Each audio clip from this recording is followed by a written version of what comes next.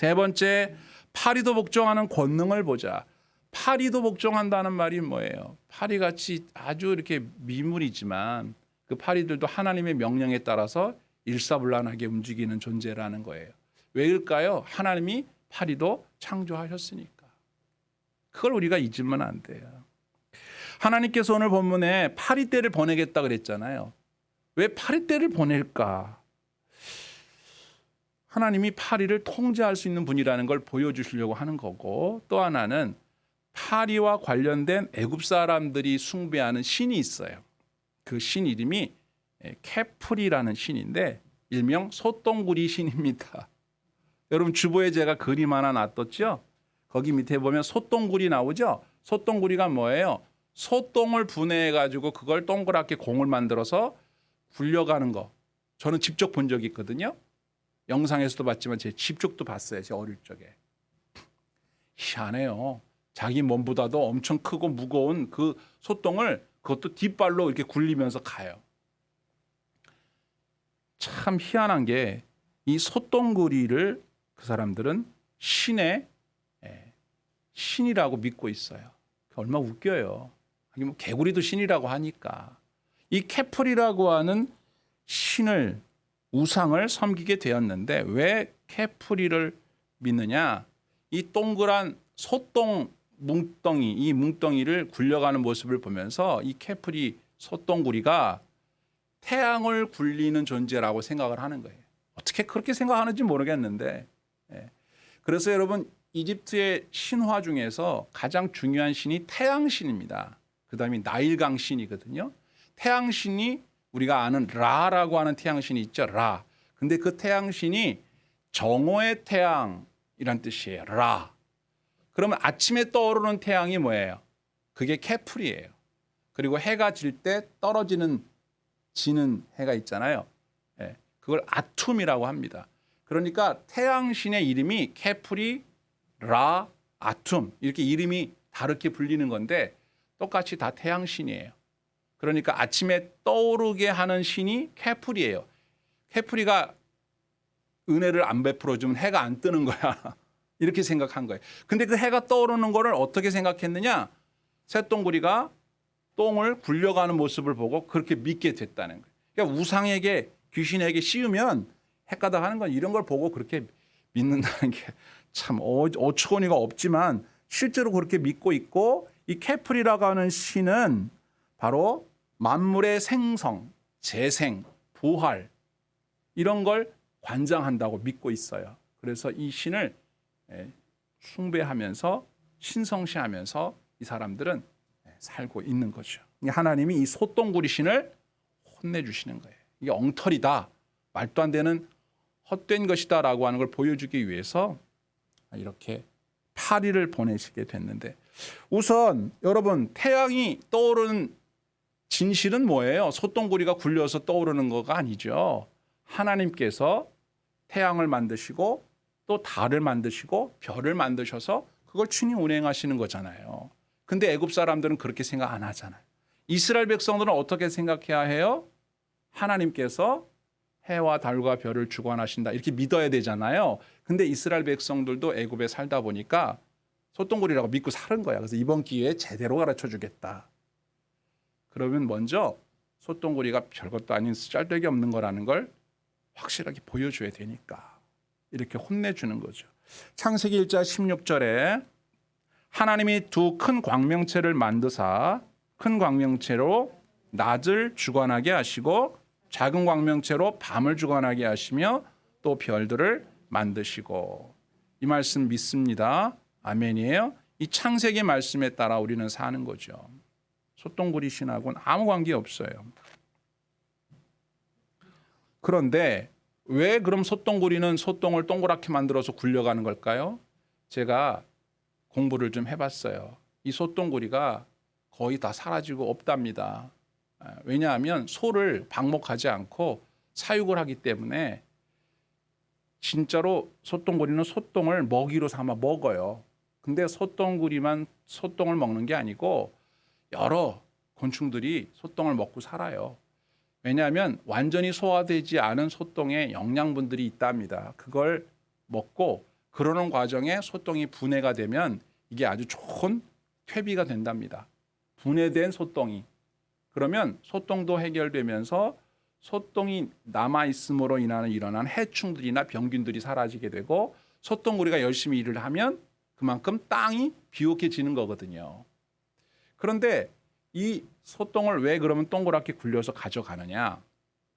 여러 종류의 이런 곤충들이 있는데 어떤 소똥구리는 그 소똥 밑에 굴을 파고 거기다가 자기의 양식을 담아 넣는 소똥구리가 있는가 하면 굴려가는 소똥구리 종류가 있어요. 달라요. 그런데 굴려가는 목적은 나름대로 자기 결혼 미천인 거예요. 그러니까 암컷 소똥구리를 만나서 짝짓기를 하고 알을 그 소똥 안에다가 넣는 겁니다. 구슬 하나에 하나의 알을 낳아요. 그리고 그 알이 깨어나면서 그 소똥 안에서 그걸 먹으면서 자라요. 번데기가 되고 탈피를 해서 또 하나의 소똥구리가 그 동그란 소똥 안에서 한 마리가 나와요. 이게 먹이이자 인큐베이터인 셈이에요. 이 하나님이 기가 막히게 창조의 섭리를 따라 이렇게 서로 잘 살도록 만들어 놓으신 건데 그것도 모르고 애굽 사람들은 그걸 신이라고 생각했던 거죠. 그러면 파리는 그럼 뭐냐? 여러분 이게 중요한데요. 기가 막힙니다. 소똥구리가 활동을 안 하면요. 파리가 엄청나게 극성을 부립니다. 왜냐하면 소똥에 파리들이 알을 낳고 거기가 아주 뭐라고 할까. 파리들의 산부인과예요. 그런데 소똥구리는 공생하는 곤충이 있습니다. 소똥구리와 함께 다니는 응애라고 하는 아주 작은 벌레가 소똥구리 몸에 붙어서 이동을 해요. 자기 혼자 가려면 너무 오래 걸리니까 소똥구리 몸에 붙어서 돌아다니는데 소똥구리 몸에 붙은 이 작은 응애가 바로 파리의 천적입니다. 그래서 소똥구리가 있는 곳에 파리의 수가 완전히 없는 건 아니지만 아주 확 줄어듭니다. 함께 다니는 응애가 그걸 다 유충 때부터 잡아먹어 버리니까. 그래서 소똥구리가 결국은 사실은 응애가 하는 일인데 소똥구리 덕분에 파리가 안 생긴다라고 애굽 사람들이 믿고 있어요. 실제로도 소똥구리 덕분이에요. 그런데 이 소똥구리가 없으면 응애도 없는 거고 응애가 없으면 원래 있어야 할 어느 정도의 파리가 또 있어야 되거든요. 먹이 사슬에서. 근데 이 파리들이 어마하게 불어나는 거예요. 감당 안 될 정도로. 자, 그러면 오늘도 보세요. 하나님이 어떤 식으로 파리떼를 모으셨어요? 하나님이 소똥구리와 응애와 파리들에게 각각 역할을 맡겨서 하나님의 뜻에 순종하도록 만든 거예요. 원래는 이렇게 파리가 많을 수 없어요. 많으면 안 돼요. 그런데 하나님께서 그 먹이 사슬의 단계를 조정하신 거죠. 그렇게 되니까 감당할 수 없을 정도의 파리가 엄청나게 많아진 거예요. 파리도요, 제가 조사해 보니까 종류가 어마하게 많아요. 그냥 한 종류가 아니에요. 그냥 단순히만 우리가 아는 것만 해도 소하고 같이 돌아다니는 쇠파리, 그죠? 그리고 그냥 우리가 알고 있는 지파리, 그리고 독플라이라고 해서 개파리가 있습니다. 개파리. 개파리가 주로 이 아프리카 지역에서 많이 활동하는 종류인데 이 개파리가 다른 파리보다 커요. 도그, 개, 멍멍, 개 이름이 붙었잖아요. 개파리. 이 파리들이 여러 종류들이 있는데 이 파리들 떼로 모인 거예요. 섞어 있는 그 곤충들이 싹 모여가지고 어떻게 애굽의 온 땅에 그리고 사람들의 집집에 이거는 말로도 못하는 거예요. 그래서 여러분 제가 그림 하나 그려놨는데 보세요. 제가 그린 건 아니고 주보에 보면 사람들이 아주 징글징글하죠. 파리가. 그런 재앙으로 어떻게 됐다고 돼 있냐면 황폐해졌다라고 돼 있습니다. 애굽이 황폐해졌습니다. 그래서 뭐라고 해야 될까요? 아주 진절머리 날 정도의 파리 재앙이 나타났다. 그런데 문제는 4번 너를 구별하고 보호하겠다.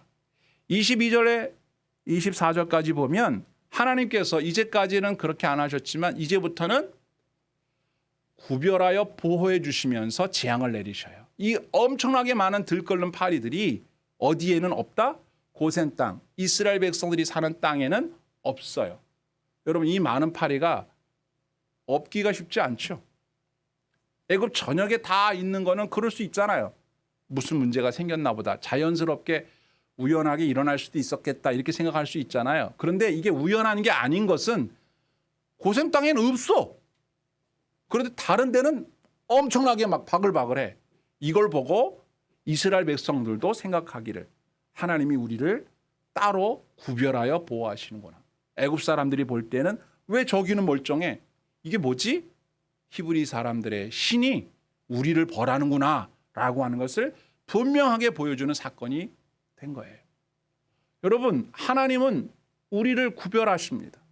세상 사람과 우리 믿는 사람들을 구별하셔요. 똑같지 않아요. 하나님이 우리를 구별하여 보호해 주신다고 했습니다.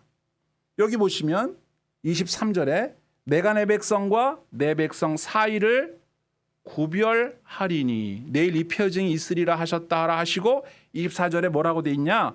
여호와께서 그와 같이 하시니 무수한 파리가 바로의 궁과 그의 신하의 집과 애굽 온 땅에 이르니 파리로 말미암아 그 땅이 어떻게 돼요? 황폐하게 되었다. 아주 박살이 났다 이 말이에요. 근데 고센 땅은 멀쩡하다 이런 얘기죠. 파리가 많은 것도 무서운 재앙이지만 파리가 한 마리도 없는 걸 보면 더 놀랍죠. 그러기가 쉽지 않잖아요. 특히 고센 땅 지역은 더 파리가 많으면 많았지 적기가 어려운 지역이에요. 여러분 이걸 보면서 이런 생각이 떠오릅니다. 누가복음 5장에 보면 베드로가 밤새도록 그물질을 했는데 고기를 한 마리도 못 잡잖아요. 근데 다음 날 예수님이 아침에 깊은 데로 가서 이 그물을 내려봐라 이렇게 얘기하시니까 고기가 너무 많이 잡혀서 그물이 찢어질 정도라고 했죠. 이걸 보세요. 고기가 많이 잡힌 것도 대단한 기적이지만 지난밤에 그 많던 고기 다 어디 간 거예요?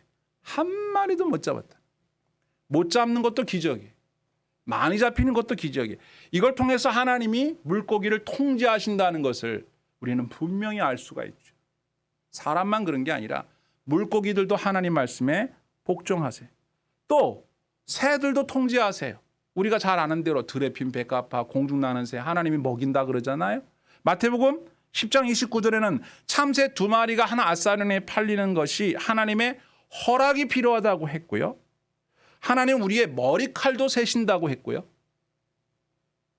하나님 우리를 참새보다 귀하게 여기신다고 하셨어요. 우리가 구별되어졌다라고 하는 것을 잊으시면 안 돼요. 우리가 세상 사람과 똑같이 섞여 사니까 뭐 니나 내나 똑같다 이렇게 생각할지 모르지만 하나님은 우리를 따로 특별하게 생각하신다는 것을 잊지 마셔야 돼요. 하나님이 우리를 구별하여 보호해 주신다고 말씀하셨습니다. 그러므로 다른 사람들이 다 안 된다 그래도 하나님 백성은 될 수 있습니다. 이게 중요한 거예요. 애굽 온 땅에 다 파리가 있지만 하나님 백성이 있는 땅은 없는 거예요. 하나님이 원하시면 그렇게 할 수 있어요. 구약 성경에도 여러 가지 사건이 있는데 하나님께서 원하시면 여기에는 비가 오고 여긴 비가 안 오고 손뭉치를 갖다 놓고 손뭉치에만 이슬이 내리고 다른 데는 안 내리고 다른 데는 이슬이 내리고 손뭉치에만 이슬이 내리고 하나님 그렇게 하실 수 있어요. 그래서 우리가 하나님을 믿고 의지하는 것입니다. 모두 절망하는 가운데에도 하나님 백성들은 재앙에서 구별하여 보호하신 하나님을 믿고 소망 중에 감사해야 할 줄 믿습니다. 저와 여러분들에게 이 은혜 주시기를 바랍니다. 다른 사람들은 다 안 되는데 하나님 백성은 되는 역사. 그게 바로 저와 여러분들에게 있는 은혜이기를 축복합니다.